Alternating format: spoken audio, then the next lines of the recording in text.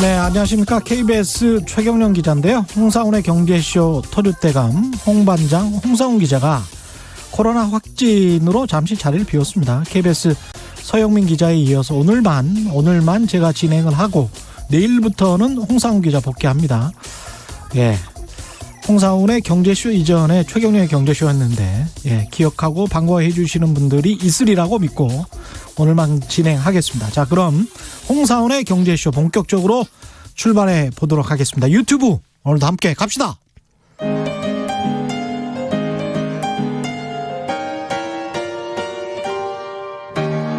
대한민국 최고의 경제 전문가와 함께합니다.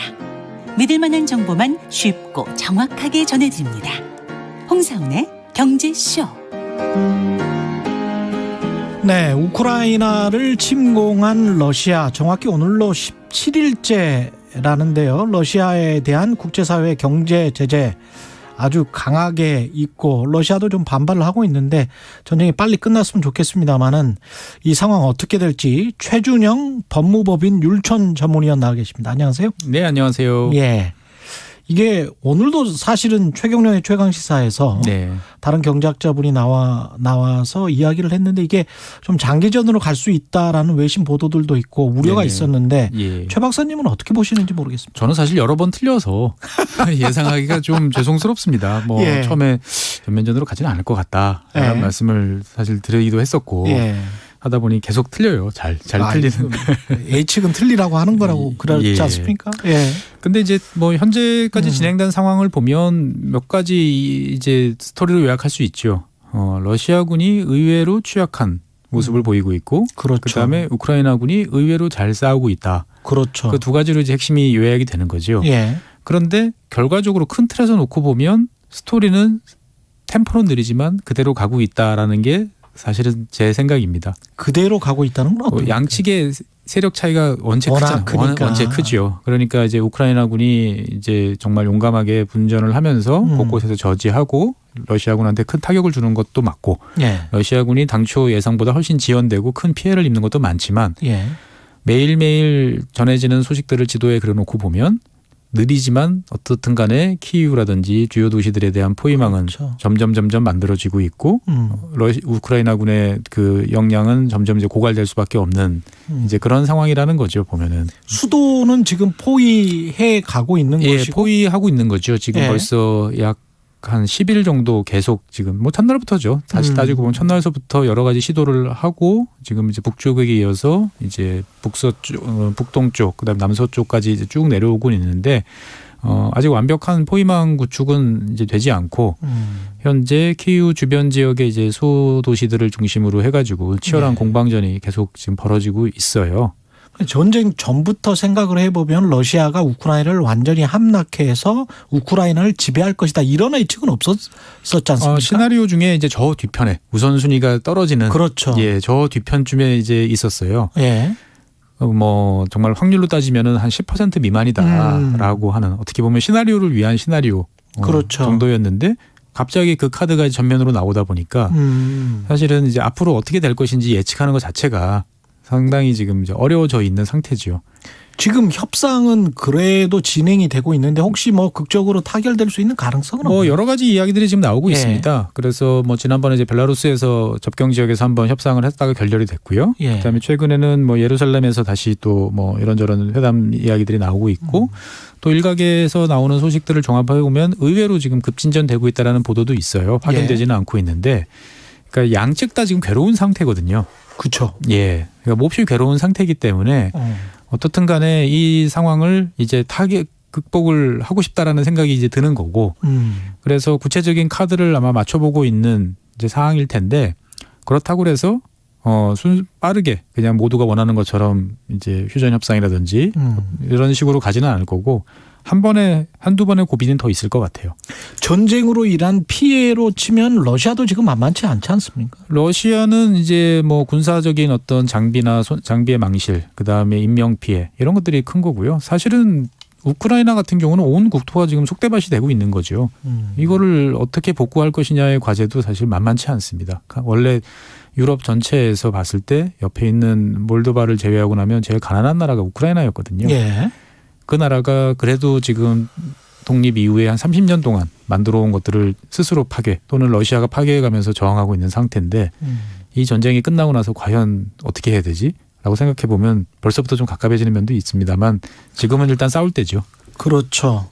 근데 러시아 군대가 의외로 이제 많이 죽었단 말이죠. 최대 뭐 6천 명 정도 사망했다. 이건 우크라이나 발표기 때문에 네. 어느 정도 네네. 신뢰성이 있는지는 모르겠습니다만은 왜 이렇게 된 건가요? 러시아는? 여러 가지 원인들에 대한 분석들이 나오고 있어요. 사실 이제 정확한 피해 규모, 그다음에 그 군사적인 어떤 여러 가지 상황들은 시간이 좀 지나야 정확한 정보가 이제 나올 텐데 일단은 뭐 몇 가지 요인이 있습니다. 첫 번째로는 많은 사람들이 저희가 지난 30년 동안 이런 큰 규모의 전쟁은 항상 미국이 주도하는 전쟁만 봤어요.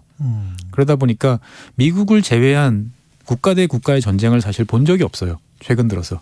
그러니까 어떻게 생각해 보면 러시아가 특별하게 못한다라기보다는 미국을 제외한 중간 정도의 규모의 나라들이 싸우면 이런 모습들이 나오는구나. 뭔가 손발이 안 맞아 보이고 예. 뭔가 어설프고 그다음에 뭐 확실하게 상대방을 제압하는 모습을 보이지 못하고 서로가 뒤엉키는 이런 모습이 보이는 게 어떻게 보면 당연한 건데 전 세계가 그동안에 봤던 거는 압도적인 전력을 가진 미국이 차곡차곡 상대방을 제압하는 모습들만 보다 보니까 그렇죠. 그런 모습이 의례껏 있을 거다라고 생각을 했지만 그거는 미국만이 가능한 어떠한 그러한 패턴의 전쟁이 아니었나라는 이제 그 상황이 하나 있고요. 그렇죠. 그다음에 두 번째로는 뭐 여러분들께서 지적을 해주셨지만 뭐 미국 같은 경우는 여단 전투단이라고 그래서 몸을 사단에서 여단으로 가볍게 해서 대응하는 시스템이었고 그 러시아군 같은 경우는 그걸 더 낮춰서 이제 대대 전투단으로 더 낮췄죠.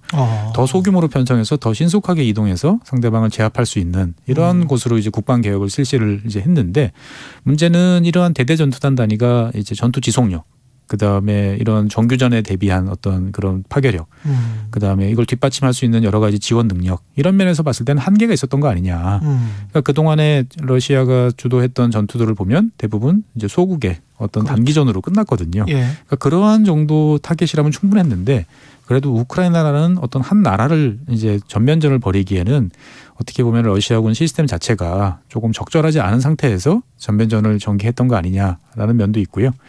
그다음에 또 다른 면으로 보면은 이제 우크라이나군이 이제 그동안에 그 크림반도 병합 이후에 2014년이니까 벌써 8년째잖아요. 예, 8년째 그렇죠. 이제 실전을 치른 군대예요.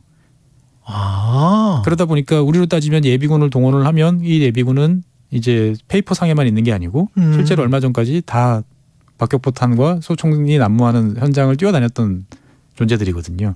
그러다 보니까 실제 전투 능력이라든지 어떤 대응 능력이 의외로 좋을 수가 있었던 거죠, 보면은. 그다음에 근데 이 와중에 러시아군 같은 경우는 특히 이제 공군력 이야기들을 많이 하시는데 그러니까 이해가 안 되는 게 그 점입니다. 그러니까 이제 그 러시아 같은 경우는 국토가 큰 이런 나라들은 국토를 나눠서 이제 군구로 몇 개 이제 군강구라고 그러죠. 예. 이제 각 이제 군이 커버하는 섹터들이 있는데 이 섹터들은 이제 육해공이 다 있는 거죠.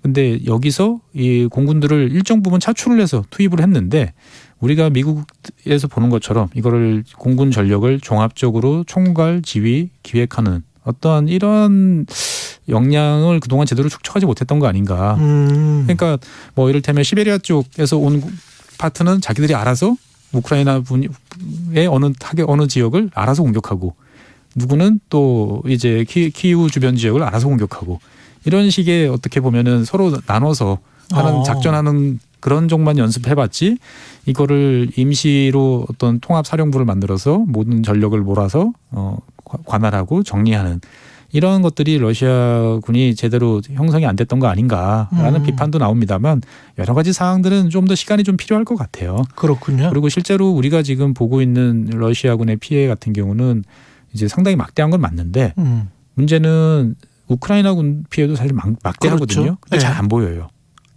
그게 잘 안 보인다. 잘 안 보이는 이유가 뭐냐면 어떻게 보면 우크라이나군이 가장 선전하고 있는 분야는 선전전인 것 같아요. 그러니까 그 국제 여론에 대한 선전전 이런 것들은 아주 효과적으로 잘 하면서 러시아를 상당히 압박하는 큰 기여를 하고 있는데 이제 그러다 보니까 정확한 평가라든지 어떤 그런 것들을 좀 아직은 좀 어려운 요소로 작용하는 것도 사실입니다. 보면.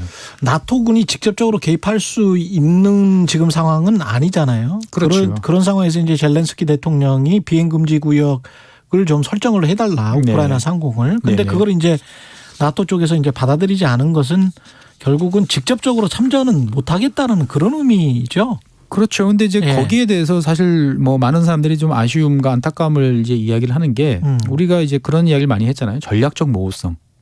그렇죠. 뭔가 할 수도 있을 것 같다라는 여지를 좀 남겨두고 뭔가 이야기를 했어야 되는데 계속하면서 고민하고 있는 모습을 보이는 거와 안 됩니다라고 딱 잘라서 이야기하는 거하고는 하늘과 땅 차이라는 거죠. 그게 러시아에 대해서 주는 메시지가 그렇죠. 확실히 다를 것 확실하게 다를 수 있는 거죠. 그런데 너무나 단호하게 미국도 나토도 유럽 여러 국가들도 이제 비행 금지 구역 설정은 곤란하다라고 이야기를 했기 때문에 어떻게 보면은 러시아 입장에서 봤을 때는 이제 미국을 중심으로 한 나토가 직접 개입은 안 할 것이다라는 확신을 가지게 되는 계기가 된 거죠. 그런 상황이다 보니까 이제 뭐 여러 가지 무기 공급이라든지 이런 것들도 사실 점점 이제 어려워지고 있고요. 그렇죠. 어제 같은 경우도 그동안에는 러시아군이 공격하지 않던 폴란드와 접경 지역에 있던 기지들이라든지 활주로 이런 것들을 이제 본격적으로 공격을 하면서 예. 이제 나토 지역으로부터의 이제 여러 가지 물자 지원들을 이제 차단하고자 하는 움직임을 이제 본격화하고 있는 거죠. 그러니까 물론 이제 비행 금지 구역을 설정을 했을 경우에는 이거는 이제 한 단계 긴장 단계가 더 에스컬레이트 되는 건 당연한 거고. 예. 그다음에 이를 통해서 실제로 나토하고 러시아가 직접적으로 교전을 벌이는 어떻게 보면 모두가 피하고 싶은 상황이 연출될 수 있다라는 거는 맞죠. 그렇기 때문에 그걸 피하고자 이제 안 된다라고 이야기는 했는데 문제는 그렇게 함으로써 이제 더 이상 쓸 카드가 전략적으로 쓸 수 있는 카드들이 이제 별로 없다라는 거죠, 보면은. 그러니까 만약에 정말로 여참을 할 수도 있다라고 생각을 했으면 우리 검토 중이다. 그렇죠. 예. 예. 이 타당성이라든지 효과라든지 뭐 우크라이나 전역을 비행 금지 구역으로 할 건지 아니면 키이우 상공 지역이라도 뭐 할 것인지 여러 가지를 검토해 볼 수 있었을 텐데 그런 거에 대한 전략적 모호성을 스스로 무너뜨린 게 지금의 모습인 거잖아요. 지금 현재 상황에서 푸틴의 목표는 뭐가 될까요? 친러 정권을 여기다가 구성을 하는 겁니까? 괴뢰 사실은 정권을? 제일 어려운 게 도대체 무엇을 원하냐, 타겟이 무엇이냐라는 거에 대해서 누구도 모른다라는 게 답답함입니다. 보면.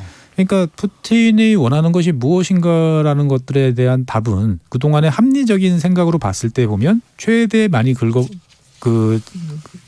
많이 진도를 나가 보면 예. 크림반도 어떻게 보면 섬처럼 고립돼 있는 크림반도하고 러시아를 영토로 연결하는 즉 흑해 주변 지역을 점유를 해서 크림반도와 러시아 본토를 연결하는 어떠한 그 정도 그러면 이제 우크라이나의 이제 흑해 접근을 차단하거나 위축시킴으로써 이제 그 여러 가지 이제 향후 영향력을 확대하는 정도가 그동안엔 제일 합리적인 방안이라고 그렇죠. 다들 생각을 했었거든요. 지정학적으로 딱 그렇게 보였죠. 그렇죠. 예. 그 정도면 최소의 희생으로 비용으로 할 수 있을 거고 그 정도면 우크라이나도 어쩔 수 없이 오케이를 해야 되지 않겠냐. 예. 라고 했는데 의외로 전면전을 선택을 했다라는 것들은 그러면 도대체 러시아가 원하는 게 무엇이냐라는 질문을 던져봤을 때 답을 하기가 상당히 어렵다라는 거죠. 보면. 그러니까 푸틴이 작년 여름인가요? 7월인가에 본인이 쓴 논문이 있었죠. 에세이 우크라이나와 러시아의 역사적 어떤 관계에 대해서 한 5,000자 이상 되는 꽤 긴 논문입니다. 예. 그거를 쭉 읽어보면 푸틴이 지금 우크라이나 정부에 대해서 갖고 있는 생각이 뭔지를 이제 쭉 알 수 있어요.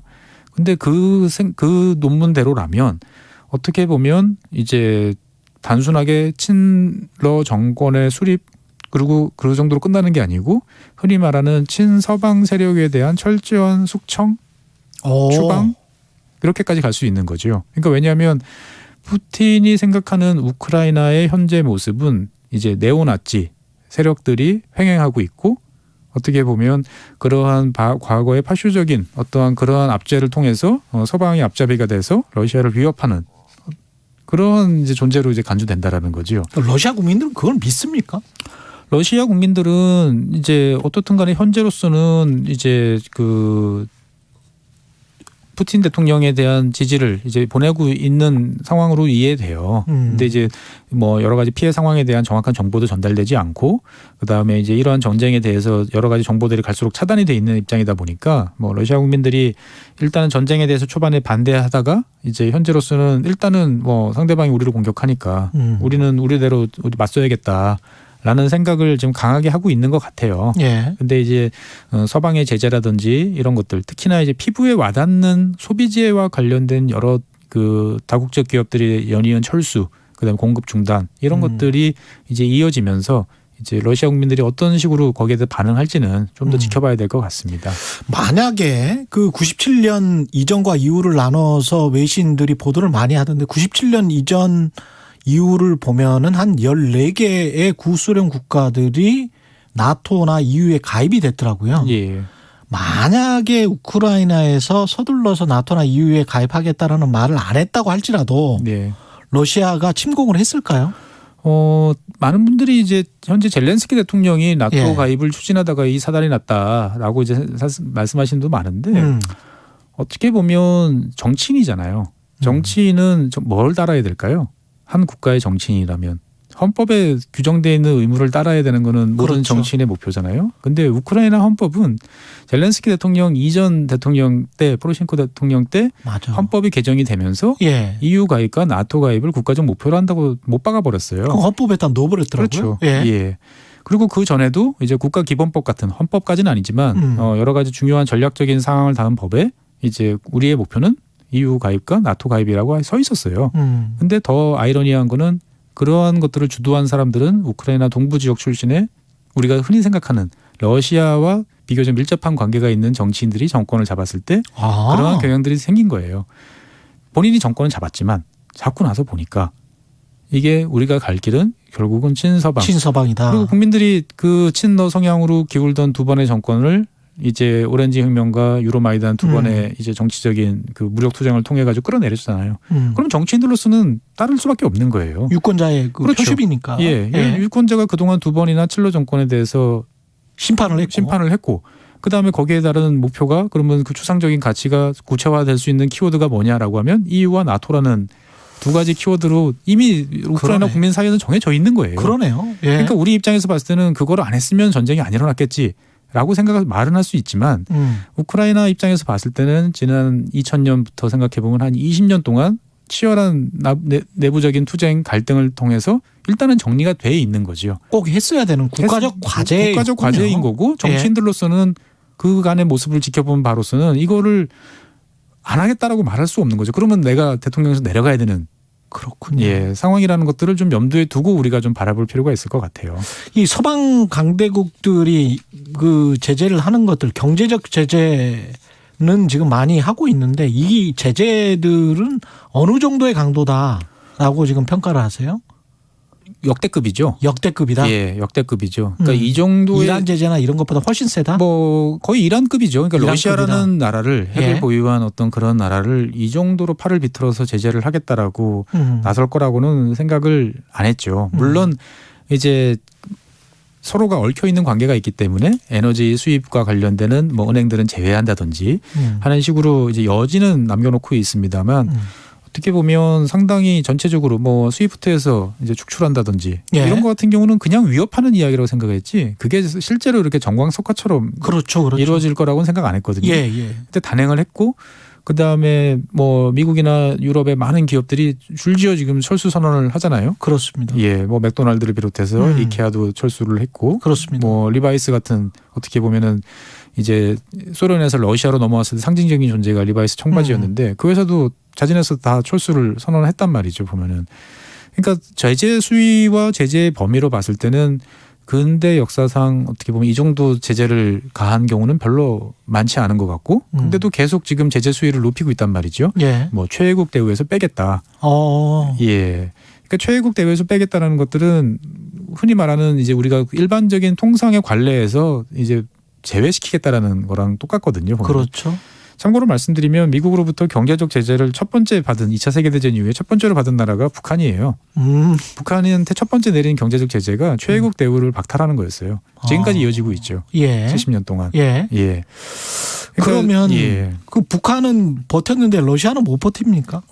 그거를 이제 버틴다라고 이제 볼 수도 있는 거죠. 근데 이제 그 버틸 때 어떤 식으로 버티느냐. 국민들이 정말 굶주리고 힘들게 이제 하면서 버티는 건지 아니면 나름대로의 또 새로운 시스템을 구축을 해가지고 버틸 수 있는지에 대해서는 여러 가지 이제 시나리오가 엇갈립니다만 예.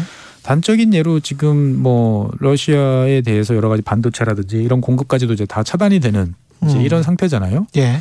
그러면은 우리가 현대 사회를 운영할 때 필요한 여러 가지 기본적인 요소들 같은 경우가 러시아는 당분간 이제 이 미국이나 서방으로부터는 공급받지 못한다는 이야기라는 거죠. 보면. 예.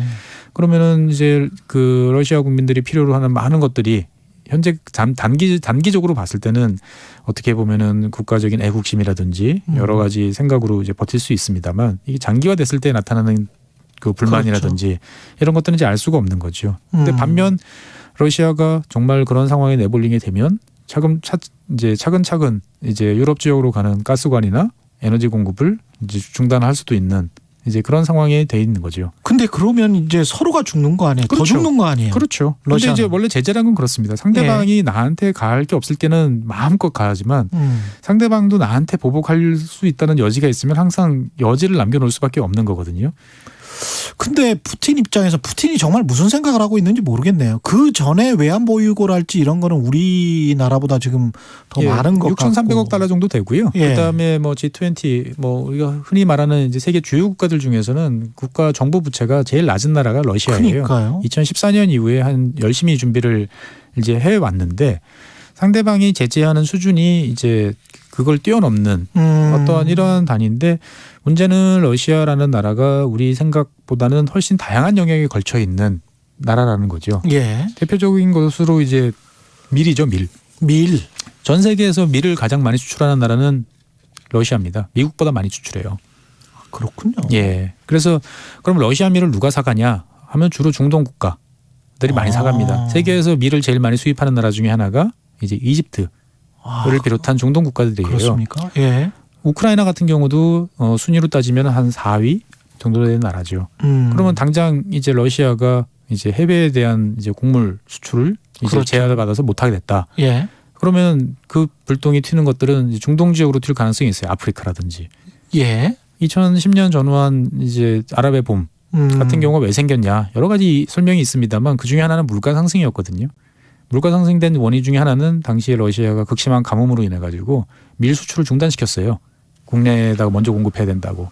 아, 그렇군요. 그러면서 이제 중동 지역의 민생고가 이제 폭발적으로 이제 어려워지면서 국민들 불만이 터져 나왔던 게 한 원인이었어요.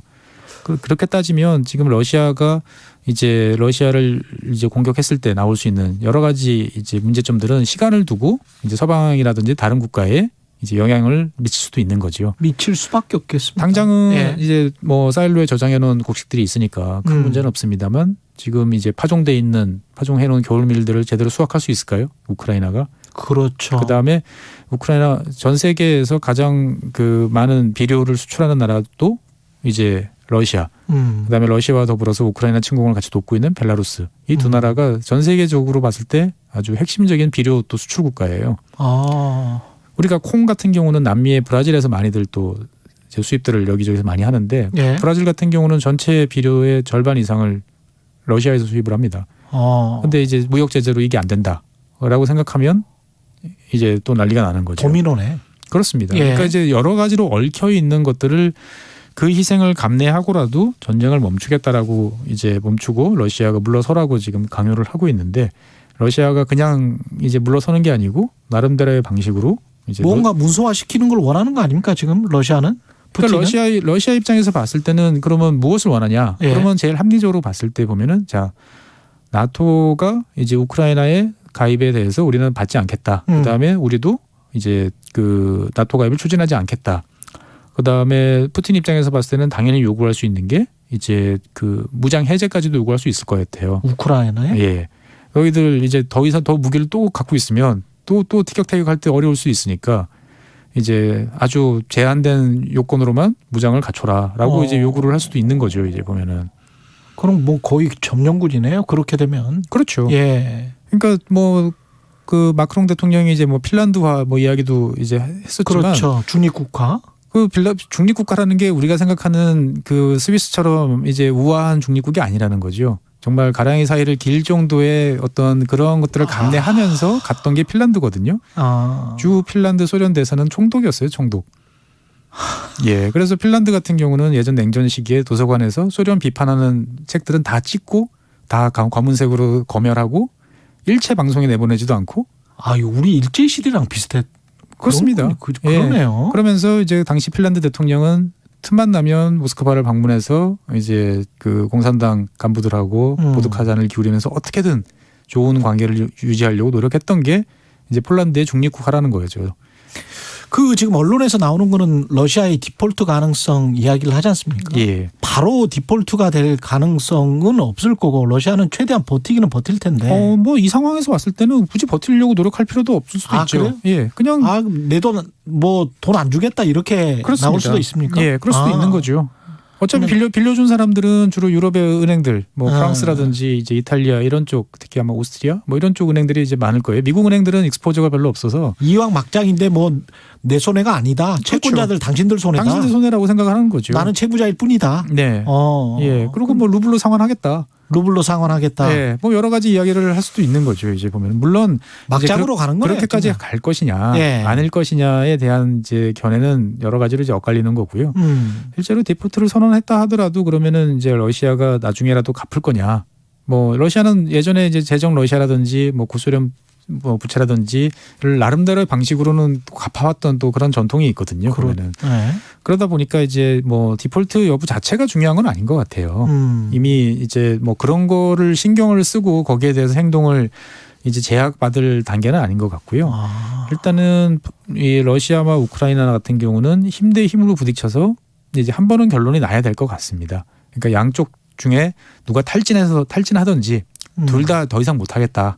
라고 할 때까지는 이제 아직 시간이 좀 더 걸릴 것 같다. 근데 그렇다고 해서 일각에서 이야기하는 것처럼 장기전, 몇 달씩 가는 장기전을 하기에는 우크라이나는 물론이고 러시아도 이제 여력이 이제 별로 없다라고 볼 수 있을 것 같아요. 근데 러시아나 이제 우크라이나 전쟁에서 그 우크라이나 국민들을 제일 걱정해야 되는 거는 맞지만 근데 이제 세계 경제 차원에서 봤을 때는 인플레이션이 계속 진행되고 있었기 때문에 네.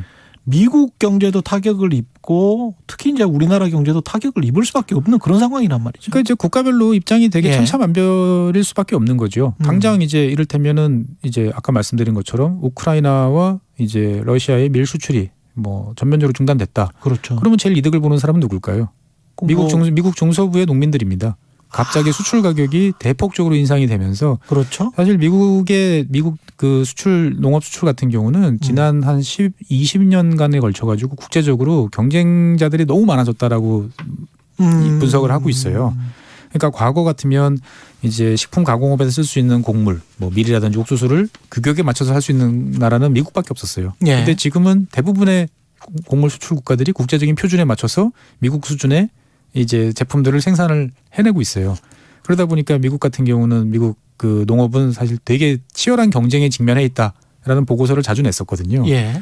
그런데 이제 단기적으로 가격은 급등했고 경쟁자는 제일 큰 경쟁자는 사라지고 그러면 미국 농민들 입장에서 봤을 때는 좋은 거죠. 그다음에 에너지 가격이 폭등을 해서 배럴당 $150, $170 이렇게 됐을 경우에 미국도 보면 산유국이잖아요. 산유국이죠. 세계 예. 최대 산유국은 현재 미국이죠. 거기다가 그 동안에 이제 누적 적자로 인해 가지고 제대로 그 누적 적자를 해소하지 못했던 셰일 업체들 같은 경우도 이제 그 비싼 가격으로 판매를 할 수 있으면 단기간에 이제 에너지 문제를 해결할 수도 있는 자기들 누적 적자를 해결할 수도 있는 거죠. 생각해 보니까 미국 달러도 상승을 하고 가치도 상승을 하고 있어서 그럴 수도 있죠. 그다음에 예. 이제 뭐 철광석이라든지 뭐 여러 가지 문제들 같은 거 잘 생각을 해보면 이게 누구의 손에다 이득이다를 일일이 다 따져봐야 되는 거지. 일괄적으로 봤을 때 그러네요. 예, 단지 우리 같은 그러네요. 경우는 대한민국 같은 경우는 이제 그 상황에서 되게 힘들 수밖에 없는. 우리는 뭐 원유 전량 수입하고 그렇죠. 수입하고 그다음에 가스 같은 경우도 들여와야 되는데 식량 의존도도 그렇고 높고 예, 여러 가지 문제들이 사실 우리나라 일본 같은 나라한테는 되게 심각하게 다가올 수 있는 거고요. 밀 같은 경우는 뭐 우리는 거의 전액 그 수입하지 않습니까? 그렇죠. 대부분 수입하지 대부분 않습니까? 수입하는 이제 나라죠. 뭐 대부분 쌀을 제외한 모든 곡식은 우리는 대부분 다 수입에 이제 의존하는 나라이죠. 그렇군요. 그러면 각국이 대처하고 반응하고 이런 것들도 다를 수밖에 없겠습니다. 그렇습니다. 예. 그러다 보니까 이제 이란 입장에서 봤을 때는 미국이 이제 우호적 태도로 나올 거라고 생각을 하고 이제 협상 카드를 본격적으로 꺼내 들고 맞춰보는 거고요. 이란과 베네수엘라도 그런 것 같아요. 그렇죠. 미국 특사가 갑자기 난데없이 베네수엘라를 방문해가지고 이게 도대체 왜 갔냐? 석유를 증산해 달라라는 그렇죠. 거죠. 그러니까 예. 러시아 석유 대신에 이란과 베네수엘라 석유로. 근데 베네수엘라는 또 제재를 하고 있었단 말이죠. 그렇습니다. 미국이. 그러니까 이제 우리가 일정 부분 이제 잡았던 그립을 좀 놔주겠다라는 거고, 그 다음에 뭐 이란 같은 경우는 그 동안에 이제 중국에 대해서 이제 할인된 가격으로 이제 원유를 공급하면서 중국과 여러 가지 구상무역 형태로 이제 이런 거 저런 걸 받아왔는데, 그렇죠. 그걸로는 자국민들이 필요한 것들을 충당해 줄 수가 없는 거죠. 그러니까 이러던 차에 보면 이렇게 원유 가격이 뛰고 급상승하고 미국 입장에서 봤을 때는 동맹국들을 챙겨야 되는 입장에서 봤을 때 보면 이란산 원유가 이럴 때 어느 정도 들어와 주면 상당히 큰 도움이 되는 것뿐만 아니고, 그 러시아가 생각하고 있는 지정학적인 위치에서 그 암묵적인 동맹자 역할을 하던 이란을 탈락시킬 수 있는 그런 카드를 또 미국 입장에서 보면 생각할 수밖에 없는 거죠. 미국은 역시 대국이군요. 그렇습니다. 세계를 경영을 하는군요. 예. 그러니까 예. 원자재의 병참을 스스로 생각을 하면서 지금 일을 풀어가고 있는 거네요. 그러니까 이제 그런 미국의 사정을 알기 때문에 이란 같은 경우는 오히려 이제 더 내라? 더 내라. 더 좋은 카드를 갖고 와라라고 계속 이야기를 하는 거죠, 보면은. 근데 이제 유럽 입장에서는 약간 좀 다를 거란 말이죠. 천연가스가 묶여 있기 때문에. 네. 그래서 유럽 입장이나 독일 입장은 조금 다를 것 같습니다. 그러니까 여러 나라 국가별로 좀 다른데, 예. 일단 독일 같은 경우는 이제 그 동안에 우리가 자기들이 이제 러시아의 천연가스에 좀 과도하게 의존했다라는 이제 반성을 하고, 그럼 어떻게 할 거냐라는 문제에 대해서 이제 더 빨리 이제 재생에너지에 기반한 경제로 넘어가겠다. 그 다음에 이제 기존의 독일 같은 경우는 거의 전량 천연가스를 다 파이프라인으로만 받아왔거든요. 예. LNG를 갖고 오고 싶어도 제대로 된 터미널이 이제 많지 않은 상황이었는데, 이제 LNG 수입 터미널도 이제 건설을 해서 이제 가겠다라고 이제 나오고 있는 거죠. 아, 재밌네요. 예. 이 상황 자체는 어떻게 보면 누구한테는 또 다른 기회가 될 수도 있을 것 같은데, 네. 중국 이야기를 좀 해야 될 것 같습니다. 우리 경제 이야기 하기 전에. 네. 중국은 가장 긴장을 하고 있을 거예요. 이 상황을 예의주시하고 있을 것 같은데. 오늘자 이제 보도에 따르면 이제 미국 쪽에서 이제 흘린 정보죠. 예. 러시아 정부가 중국에 대해서 이제 군수 물자와 무기에 대해서 지원을 요청했다. 그 보도 저도 봤어요. 예, 그 말은 이제 뒤집어 보면 러시아가 이제 한계에 왔다라는 거죠.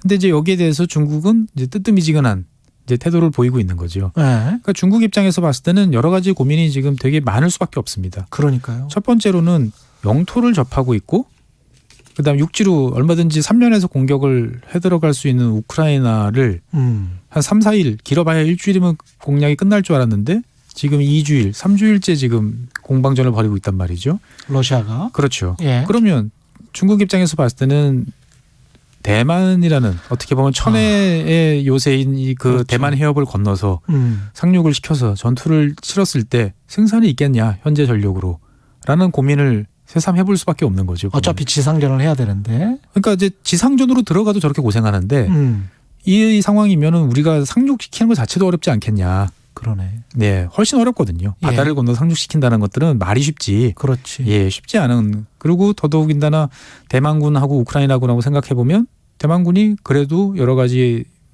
그 준비 태세라든지 뭐 무기라든지 훨씬 낫겠죠. 우위에 있다. 그리고 예. 이제 그 분명히 미국 같은 경우는 우크라이나 같은 경우는 미국으로부터 안전을 보장받는 어떤 뭐 조약이라든지 이런 것들이 없었던 데 없었지. 비해서 대만 같은 경우는 이제 미국 대만 관계법이라든지 이런 거에 의해서 확실하게 안보에 대해서는 최소한 미국이 책임져 준다라는 약속을 지난 70년대 후반서부터 지금까지 계속 받아오고 있거든요. 예. 그러다 보니 이제 대만 침공은 기본적으로 이제 미국과 직접 대결을 각오해야 되는 상황을 염두에 둬야 되는데, 러시아의 모습을 보면 중국 입장에서 봤을 때는 과연 우리가 러시아보다 잘할 수 있을까?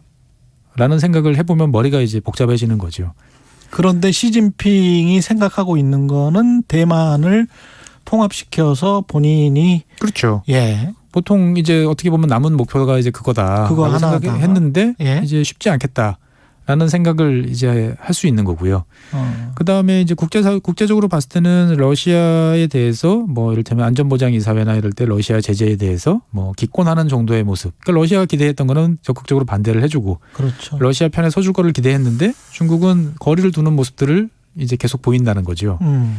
한편으로 보면은 중국은 우크라이나가 첫 번째로 이제 중재를 서달라고 요청했던 나라가 중국이었어요. 예. 예. 근데 중국은 일단은 상황을 지켜보겠다라고 해서 이제 거절을 하면서 어떻게 보면은 이제 러시아 편을 또 들기도 하고. 그러니까 그러니까 러시아 입장에서 봤을 때는 중국의 태도가 마음에 들지 않는 거예요. 그렇죠. 좀 더 화끈하고 확실하게 지원해줬으면 좋겠는데 그건 안 해주는데 중국 입장에서 봤을 때는 우리가 할 수 있는 만큼 최선을 다하고 있다라고 또 이야기를 할 수 있는 거죠. 왜? 여기서 조금 중국이 선을 더 나가면 이제 러시아에 대한 경제 제재만큼 중국에 대한 여러 가지 제재들도 나올 수 있는 거죠. 이제 보면은. 근데 중국으로서는 훨씬 러시아보다 국제적인 관계나 무역이나 얽힌 게 많기 때문에 예. 선뜻 이제 그런 것들을 감당하기가 쉽지 않은 이제 그런 상황일 수도 있는 거죠. 근데 이제 중국 입장에서는 그 경제 제재를 하는 그 양상이나 이런 것들도 이제 유심히 볼 거란 말이죠. 그러면 이런 말씀하시는 분들도 있더라고요. 그 외환 보유고를 저렇게 6천억 달러 정도, 중국은 뭐 지금 3조 달러입니까? 예. 훨씬 더 많이 가지고 있는데 6천억 달러 가지고 있어도 달러를 쓸 수가 없으면 예. 그런 극단적인 상황에서는 필요가 없으니까 예. 달러를 쟁겨놓는 예. 이런 저장해 놓는 이런 방식의 어떤 것들을 지향하면서 예. 달러 가치가 좀 하락하고 이렇게 될 가능성, 중국 위안화를 어떻게든 통용시킬 그 가능성 조금 더 멀리 보고. 그럴 수도 있죠. 예. 근데 이제 그 러시아 입장에서 봤을 때도 중국한테 계속 늪처럼 끌려가고 싶진 않은, 어떻게 보면 중국의 원자재나 대주는 이제 그 속국처럼 예. 가는 모습들은 극력도 꺼려 하거든요. 그러니까 중국과 이 구소련, 지금 러시아의 관계는 되게 친밀해 보이지만 항상 서로를 믿지 못하는, 근본적으로 믿지 못하는 이제 그런 그렇군요. 관계라는 것들도 있고요. 다른 한편으로 보면 중국은 결정적인 타이밍을 보고 있지 않나라는 생각을 저는 지금 하고 있습니다. 어떤 타이밍? 만약에 이제 정식으로 이제 내가 중재에 나서겠소. 네. 해서 어떻게 보면 이제 시 주석이 나서서 이제 푸틴 대통령을 만나고 젤렌스키 대통령을 만나고 하면서 이제 양측을 조율하는 모습들을 보이면서 오히려 그래서 국제적인 관계를 이제 해주면서 미국 입장에서 봤을 때는 본인이 더 이상 어떻게 직접 나서기 애매한 상태에서 그렇죠. 중국이 나서서 이제 적절한 중재안을 내놔서 이 사태를 수습하는, 이렇게 되면 미국 입장에서 봤을 때는 중국에 대해서 이제 뭔가 또 도움을 받았다라고 할 수 있는 거고, 그렇죠. 그다음에 뭔가 현재 과거에 가해지던 여러 가지 제재라든지 압박을 낮춰야 되지 않냐라는 생각을 또 할 수밖에 없거든요. 그러네요. 러시아는 이미 큰 이제 그 어떻게 보면 선을 넘었고, 근데 선을 넘는 거를 그래도 어느 정도에서 주저앉히는데 중국이 역할을 해줬다라고 하면 미국 입장에서 봤을 때는 중국에 대한 입장, 태도가 지금하고는 또 바뀌어야 되거든요. 최고의 시나리오인데? 그러니까 이제 그 타이밍을 바라보고 있다라는 또 이야기들도 있어요. 만약에 그 시나리오대로 간다면 지금 현재 이제 인플레이션의 문제가 다른 것도 있지만 블록하던 경제 때문에 중국의 싼 그렇죠. 공산품이 공급망이 제대로 가동되지 않으니까. 그렇죠. 예. 그래서 이제 미국과 서방 진영과 중국으로 나뉘는 이 블록하던 경제를 좀 뚫을 수 있다면, 과거처럼 싼 중국 공산품이 전 세계로 갈 수 있다면 인플레이션이 좀 낮아지지 않을까, 그런 기대감이 있단 말이죠. 예, 기대감은 있지만 뭐 사실은 중국도 인건비가 많이 오르고 생산력이 많이 올랐기 때문에 그 영향은 뭐 제한적이라고 이제 볼 수 있을 것 같고요. 예. 그래서 중국이 이론적으로만 보면 딱 타이밍에 등장을 해서 여러 가지 외교적인 적극적인 활동을 하면 최상의 어떤 시나리오 얻을 수 있는 것들을 얻어낼 수 있는 시나리오인데, 문제는 중국이 그동안에 봤을 때 국제적으로 이런 적극적인 어떤 분쟁 상황에 대해서 중재나 적극적인 롤을 해봤던 역할이나 경험이 별로 없어요. 예, 항상 이제 정치적인 어떤 민감한 문제에 대해서는 뒤로 조용히 물러서면서 이제 경제적인 쪽에 집중을 해왔기 때문에 중재라든지 이런 것들은 또 해본 나라, 역할을 해왔던 나라들의 또 이 노하우라는 게 또 있거든요. 그렇죠. 그러다 보니 이제 마크롱 대통령 같은 프랑스 같은 나라가 해보겠다고 계속 나설 수 있었던 거고. 예. 근데 그에 비해서 중국은 아직까지 그런, 특히나 이런 이제 어떻게 보면은 선을 넘어도 한참 넘는 상황에 개입해본 적이 없었거든요. 그러다 보니 이제 중국이 정말 나설 거냐. 만약 중국이 정말 나선다 그러면 어떻게 보면 다시 한 단계 또 바뀔 수 있는 거죠, 국제 질서가. 세계 최대 민주주의 국가라는 인디아는 왜 이 사태에 관해서 이렇게 미온적입니까? 인도는 기본적으로 이제 옛날서부터 이제 비동맹 이제 국가의 어떤 맹주라고 스스로를 자부했었고요. 그 다음에 이제 인도 입장에서 봤을 때 최고 국가 안보 전략에 있어서 1등은 뭐냐면 파키스탄과 맞서는 거예요. 근데 파키스탄은 철저하게 이제 친중 국가거든요. 예. 그러면 중국을 견제할 수 있는 모든 나라는 인도 입장에서 봤을 때는 다 우리의 친구입니다. 그게 러시아가 됐든 미국이 그렇게 됐든 되는구나. 뭐 어느 나라든 프랑스가 됐든 어느 나라든 인도는 상관없다. 노프라브름입니다.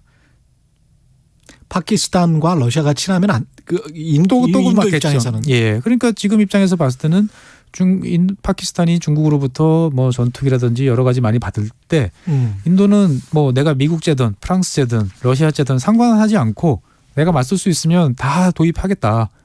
그리고 거기에 대해서 제재해? 그럼 난 반대로 가겠다라는 거죠. 그러다 예. 보니까 뭐 러시아로부터 S-400 그 대공 미사일 체제를 수입하더라도 미국이 선뜻 인도에 대해서 말을 못하는 거죠. 왜?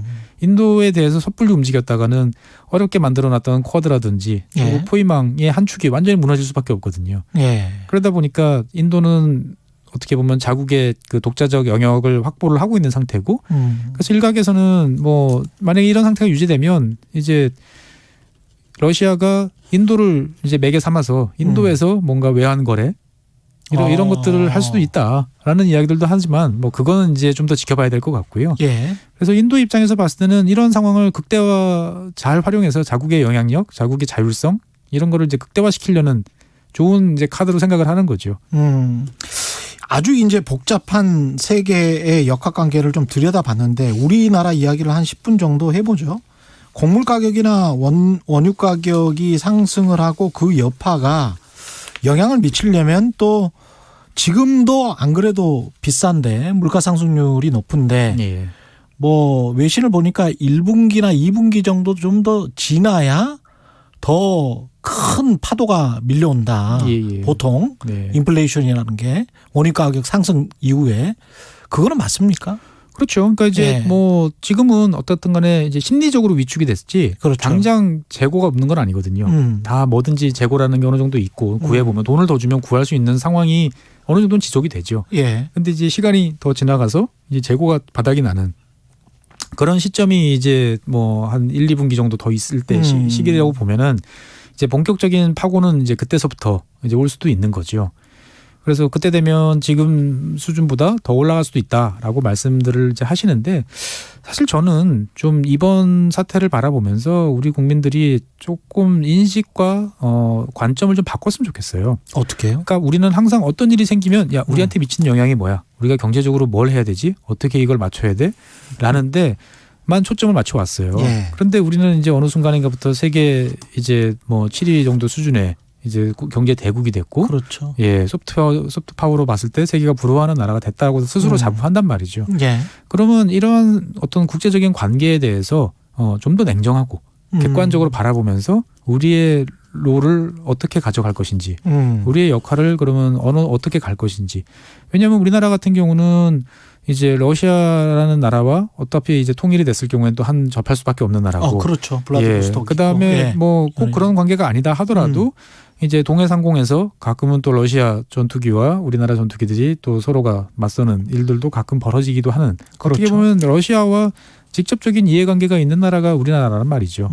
그러면 이럴 때 이제 우리가 어떤 태도를 취해야 되느냐에 대해서도 이제 여러 가지로 고민을 해볼 사항이 있는 거죠. 그러니까 뭐 다른 한편으로 보면은 미국이 주도하는 노선에 100% 동조해서 적극적으로 나서서 이참에 이제 확실하게 블록을 형성해서 이제 신뢰할 수 있는 한미 동맹, 그다음에 미국으로서의 최우방이라는 지위를 획득하자라는 노선이 있을 수도 있고, 예.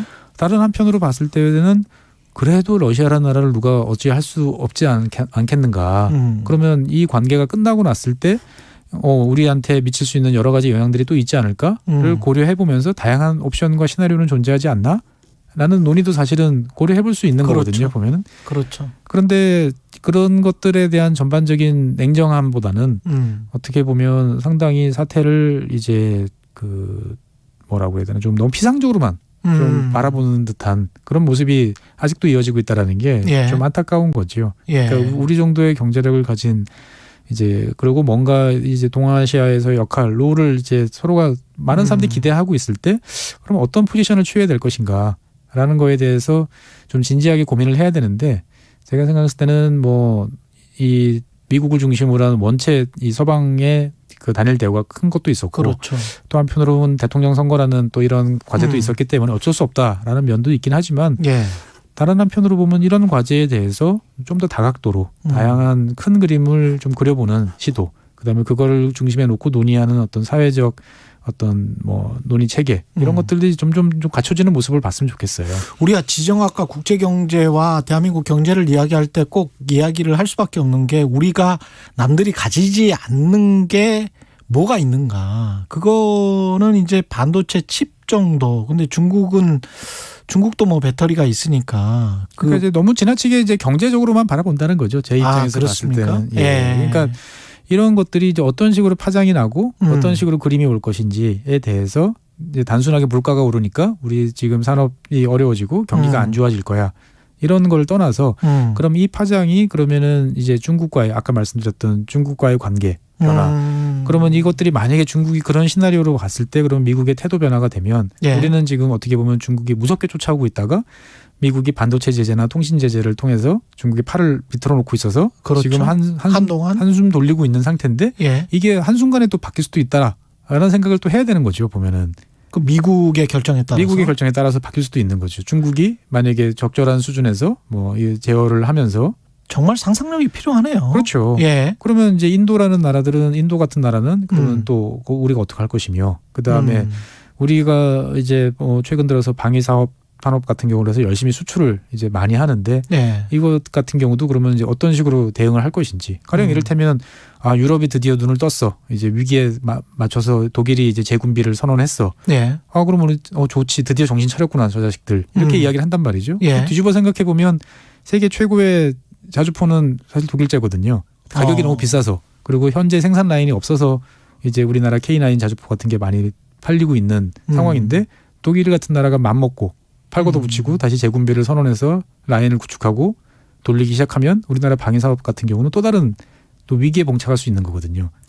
기회라고 생각될 수도 있는 게 언뜻 그 상상력을 발휘해 보면 가스관을 차단하고 뭐 가스관을 노드스트림 1도 그렇고요. 뭐 이런 논의가 진행이 되다 보면 LNG선으로 네. 뭐 안전하게 그래도 하는 게 그렇죠. 낫지 않나. 그렇게 그러면은 되면 우리 뭐 조선산업이 또 그렇죠. 괜찮아질 수도 있지 않을까. 뭐 그런 생각도 들고요. 그런 건 좋은 기회고요. 예. 근데 단적으로 이제 독일 같은 나라가 LNG에 대해서 손을 뻗치기 시작을 하면 우리나라 같은 경우는 75% 정도의 천연가스는 장기 계약으로 들여오고 예. 한 25% 정도는 이제 그 스팟 현물시장에서 갖고 오는데 현물시장 가격이 지금도 어마어마한 가격인데 거의 배럴 원유로 따지면 환산해 보면 한 $600 정도 수준이거든요. 천연가스 현물시장이. 예. 더 뛸 수도 있는 거죠. 독일 같은 거대한 경제력을 가진 나라가 예. LNG 시장에 본격적으로 발을 들이기 시작하면 우리 입장에서 봤을 때는 경제적 부담이 이제 훨씬 더 커질 수도 있는 거죠. 꼭 질문 만나 뵈면 꼭 질문 드리고 싶었던 게 한 가지 있는데 만약에 우리가 그 정경련에서 그때 대선 기간 동안에 이야기했었던 거 있지 않습니까? 그 기축통화까지는 아니더라도 네. SDR 네. 편입이 된다면 네. 어떤 효과가 있을까요? 글쎄요, SDR 편입 자체로 그 자체로 뭐 큰 효과를 기대하기는 저는 쉽지 않다라고 생각이 되어지는 거고 통화와 관련돼서는 지금 다양한 시도들이 전 세계적으로 많이 있지 않습니까? 디지털 화폐라든지 중앙은행이 발행하는 뭐 암호화폐라든지 그렇죠. 예, 이러한 상황들이 이제 진행이 어떻게 될 것인지를 좀 봐가면서 가는 거지. 기축통화에 관한 논의는 우리가 너무 빨리 가는 게 아닌가. 너무 빨리 가는 게 아닌가라는 생각이 듭니다. 근데 우리 원화 자체가 많이 뭐 우리 경제 사이즈나 체력에 비해서는 좀 저평가돼 있다고 봐야 되는 거 아닙니까? 글쎄요. 근데 통화라는 거는 사실 되게 오랫동안 관행적으로 갑니다. 그러니까 이제 1차 세계대전이 끝나고 나서도 파운드가 사실은 경제적으로만 봤을 때 보면 이미 20세기 초반에 그 독일의 그렇지. 경제력이 영국을 앞질렀거든요. 관성이 지배한다. 근데 마르크가 아닌 파운드가 계속 가고 그것도 2차 세계대전이 지나서야 달러가 이제 전 세계적인 기축통화가 됐잖아요. 그러니까 레거시가 한동안 그렇죠. 쭉 진행이 되다가 그렇습니다. 단순히 경제력, 현재 잘라보는 경제력이 아니고 여러 가지 종합적인 것들을 감안해야 되는 거고 그런 판이 정리되려면 시간이 좀 더 걸리지 않을까라는 말씀을 드리고 싶습니다. 알겠습니다. 예, 오늘 뭐 많은 통찰을 들었습니다. 지금까지 최준영 법무법인 율촌 전문위원과 함께했습니다. 고맙습니다. 네, 감사합니다. 오늘은 여기까지고요. 내일은 4시 5분에 홍상훈 기자가 일주일 만에 복귀할 겁니다. 고맙습니다.